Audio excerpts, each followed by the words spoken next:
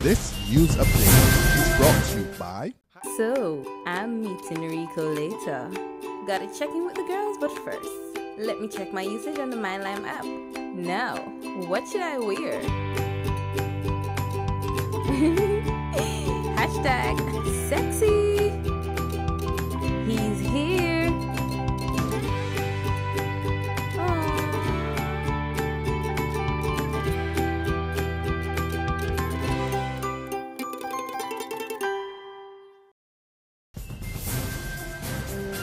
It's Tuesday, February the 24th, 2015, and this is your Barbados Today morning news update. I'm Emmanuel Joseph. Good morning.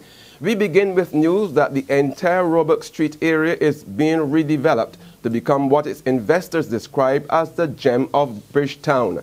The disclosure came from prominent attorney at law and built heritage advocate Sir Trevor Carmichael during a tour of the iconic Globe Cinema on Roebuck Street at the weekend.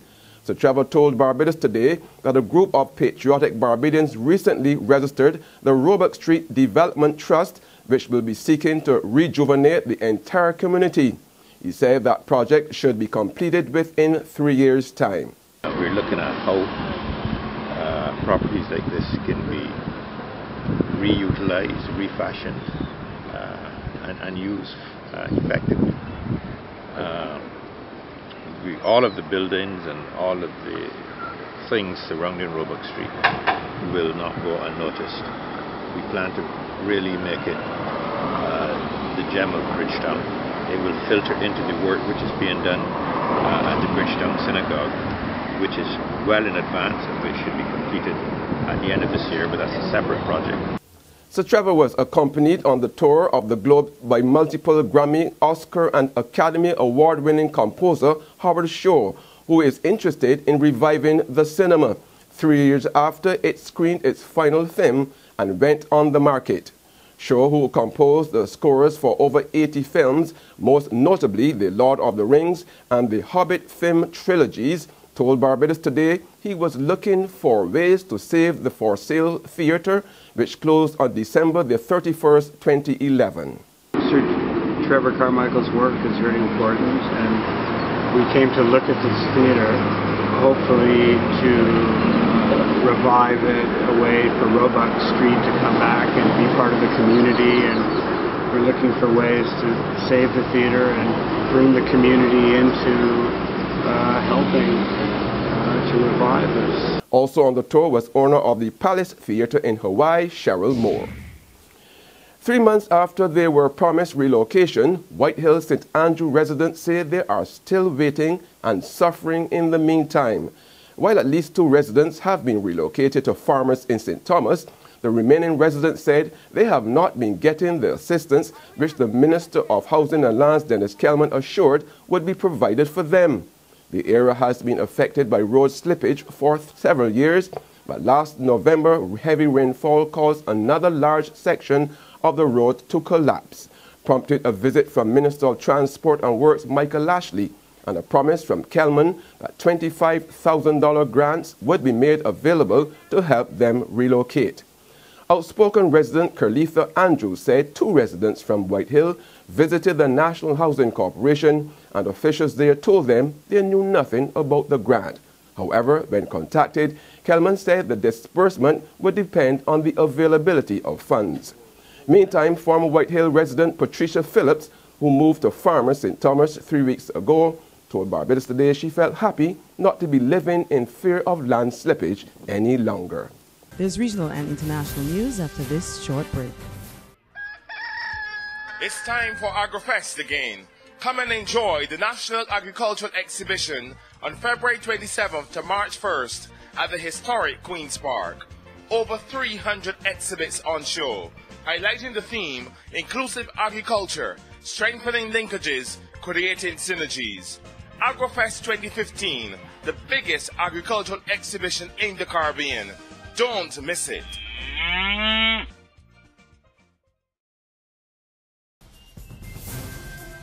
Welcome back with news from the region that Antigua and Barbuda's government and the opposition have agreed on a joint approach to resisting the proposed redeployment of Liat planes to Barbados. Just over a week ago, shareholder prime ministers, including an Antigua cabinet minister, met in Bridgetown and proposed using Grandy Adams International Airport as a hub for the aircraft under a plan designed to restore economic viability to the cash-starved airline. But following a meeting in St. John's on Friday between Prime Minister Gaston Brown and Opposition Leader Baldwin Spencer, Antigua, where LIAT is based, says it will shortly send a letter to shareholders, Chairman and Prime Minister of St. Vincent and the Grenadines, Dr. Ralph Gonzalez, telling him the plan will be blocked. We discussed a number of strategies to deal with this issue. We've all come to a consensus that the proposed redeployment of assets to Barbados will result in a significant negative impact on the economy of Antigua and Barbuda. It has implications for Antigua and Barbuda being an airline hub. It has implications to the traffic at the new BC Bird International Airport. And we believe the issue is more about scheduling rather than the redeployment of assets. So if it is that there is an increase in demand in the southern market, then what is required is additional flights, not necessarily to have the base stationed in Barbados as is proposed, and to reduce the amount of aircrafts that are stationed in Antigua. Prime Minister Brown was also expected to meet trade unions yesterday as well as other stakeholders. He said that by the time he returns home from the CARICOM Intersessional Conference in the Bahamas, formal correspondence will be ready to be sent to Dr. Gonzalez. Meanwhile, Opposition Leader Spencer said he and Brown want all the details of the proposed LIAT restructuring plan on the table. What we stressed is that it is necessary for the overall plan which brought this decision about to be laid on the table. All the facts, all the situations must be known so that a proper analysis and assessment can be made to determine the extent to which, one, this move is in the best interest of LIAT going forward, and secondly, how that could negatively impact Antigua and Barbuda, if at all. In more regional news, St. Lucians are being warned they'll have to endure another island-wide dry spell in 2015. General Manager of the Water and Sewage Company, Vincent Hippolyte, says this follows consultation with the Flood and Drought Committee. In anticipation of a dry spell, which is feeding off the extreme drought conditions we had last year, we need to begin to advise St. Lucians and take measures as well to ensure that throughout a period that may be dry, we would be in a position to sustain a supply of water to all communities in St. Lucia. And that is critical for us. That's our job. That's what we do. And the public, they hold us responsible for doing so.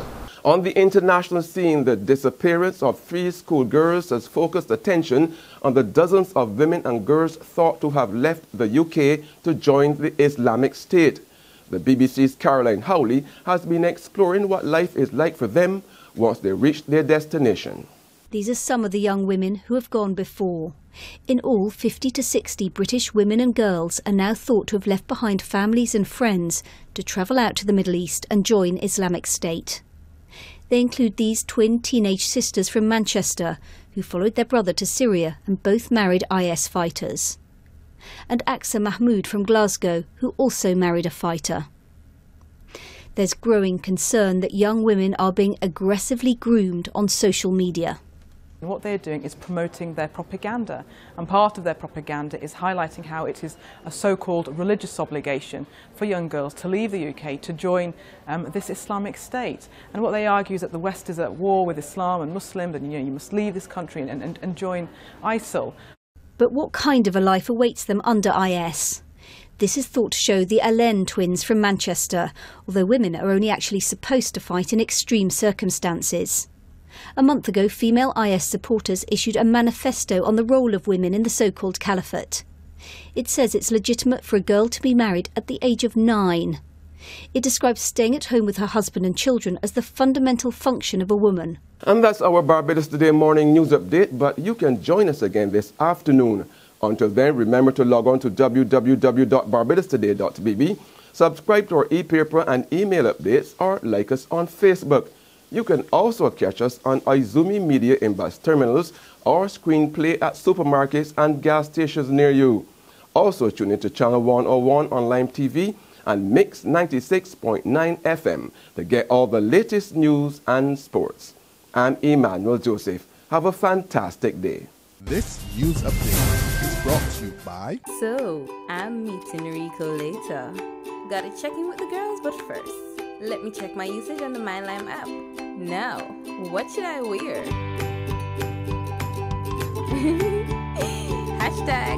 #sexy.